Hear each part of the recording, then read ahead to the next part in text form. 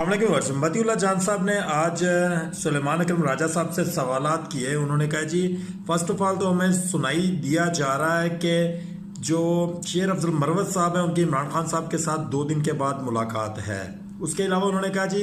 जो फवाद चौधरी साहब हैं, इमरान खान साहब एक क्लियर कॉल क्यों नहीं दे देते, क्लियर कट क्यों नहीं कह देते कि फवाद चौधरी साहब को भी हमने हटा दिया है किसी भी ओहदे से, वो किसी भी ओहदे पर कोई भी अपना काम सरंजाम नहीं देंगे। इसके ऊपर सुलेमान अकरम राजा साहब का कहना था कि